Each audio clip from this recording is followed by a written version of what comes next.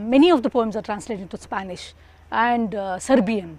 Like since 2010, my poems were being translated to Serbian, and 2011 they invited me, 2012 they invited me to Serbia as a writer in residence, poet in residence, and I worked with a music band there. We gave some 3 performances, and that was an amazing experience for me. We had a few rehearsals, and my translator, and now we are continuing that. Now she is planning to come down to India and work with me, and we are planning to do some collaborative work with Kannada and Serbian. And 2013 probably they are publishing my book, again bilingual, Kannada and Serbian. That is the next thing, and also something in Spanish is coming out, and I translate a lot into Kannada and from Kannada into English.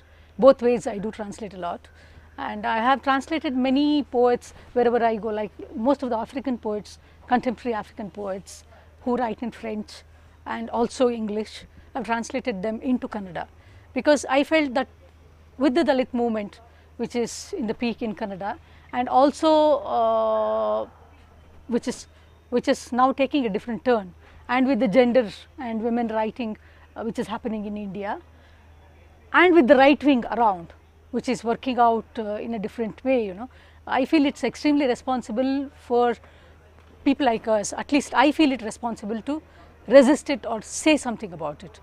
So I am trying to bring in poets from Latin America and Africa into Kannada. I have translated a lot of them, and probably all that again will be brought out into a collection, and 3 of my books are right now not available. I am trying to compile them and bring out for Kannada readers, and I am also planning to translate, I am translating a novel from Turkish through English into Kannada. For me, poetry is something which is very important. I have tried writing, I have written short stories, but I would call myself as a poet, because poetry is something which happens when I read. That which I write on the page, I don't believe it as a poem. I am a performance poet, and for me the poem happens every time I read.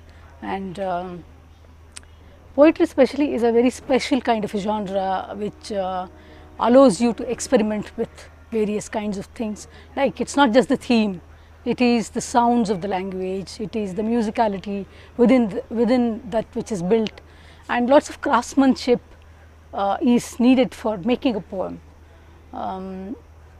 Like for example, it is most of the time, sometimes it is narrative, it could be abstract, and in general themes, if you ask me, I have been writing about gender, and around relationships, and around politics, around various things. Like for example, after Godra, one of my poems which I wrote has now got translated into many languages, and a sort of a resistance kind of a poem, and it's not just that. And when I say this, it's a little tricky, like when women write or when they say of such things, it's easy for people to categorize them as feminist voices or under women writing and things like that, as if they're not supposed to write or address other issues. And my poems are mainly about the language itself and about the making of poem itself, and it is about how what happens to the word. I would like to read a small poem. I would read it in Kannada first, so that the language could be heard. Then I would read the translation in English. And most of my poems are translated by me and a friend, Chitra Panikar, who sit together and work, and O.L. Nagbhushan Swami has also translated some of them. This poem is titled as words. Shabdagalu. Shabdagalu yatakke hige, kappu tunturu hani biliya avakashakke kotta ರೂಪ. ಶಬ್ದಗಳು ಯಾತಕ್ಕೆ ಹೀಗೆ, ಕೇಳುವುದೆಲ್ಲ ಕಾಣುತ್ತವೆ, ಶಬ್ದಗಳು ಕಾಣದವು ಕೇಳುತ್ತವೆ. Why are words like this? Black drizzling drops, the form given to the white space. Why are words like this? Visible but soundless.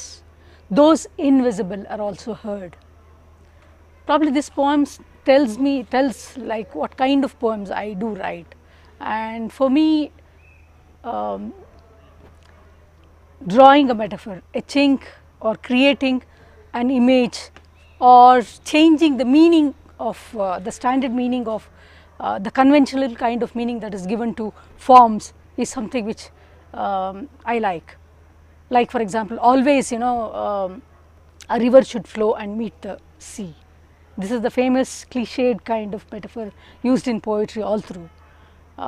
Once you say that, certain things are defined. So, I would not probably use that, and my poem would use it in a very different way. And mostly, I mean, I would believe in making people see when I read, and therefore, I say the poem does not happen on the page, it happens when it is rendered. So, the listener or the audience should be able to look at or see the images of what is being read, and then the poem happens within. And therefore, even for me, whenever I read, every reading will have a different meaning or different context and different connotation to the poem. So, that which has been written on the page keeps happening, taking the forms of poetry in different ways. And like for example, Kannada poetry has a very long tradition of wonderful poems and social movements and musicality and various kinds of things. Probably all this has influenced on my kind of writing. And some of the important poets like Gopalakrishna Adiga, like I have 3 collections. My first collection was introduced to Kannada by Adiga. He has written the foreword, and Ananthamurthy released it, and D.R. Nagaraj spoke about it, and it was very well received. And I was extremely influenced by the modernist regime of Kannada poetry, but after a point, probably I wanted to get out of it, and I tried working with visual poems. Like I have used a lot of drawings. They are not illustrations, they are part of the poems. The words, then the images, then the words. Like one of the poems is titled as an ode to Sazyur, which is written in English. Then it continues, the title continues. That does not mean it should be an ode to Sazyur, which is in Kannada. So, it has inbuilt or interwoven images, drawings. I have tried kinds of experimenting with poetry, with visuals and things like, and I have been attending many festivals. I have been invited to international festivals, some of the important ones, which probably again gave me different dimension to my kind of writing or performance. Yeah, for me, like I cannot make a table or a chair. I am not a carpenter because I can't make. Maybe I am a wordsmith, I can, and I believe in working on the poem. I take a long time to write or finish a poem, I keep working on it until and unless I can listen to it, the sounds are good, clear, and the rhythm is fixed. Or some point of time I feel that, well, I think I have to stop now, and then the poetry begins.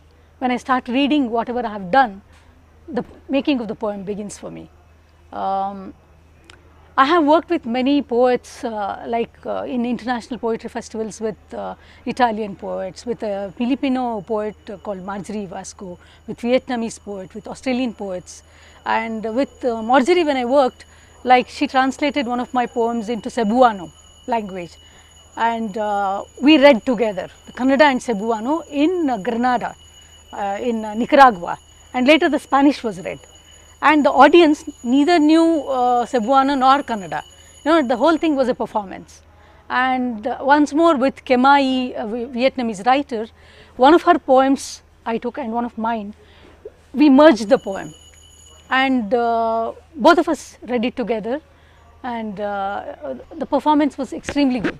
Like it gave a different dimension to poetry itself, my poem, with the Vietnamese sounds and the meanings and the images hopping into Kannada, or maybe the Kannada images and the sounds into Vietnamese, the mahal became different and the rendering became different. It just created something which is so poetic, and the poem became there.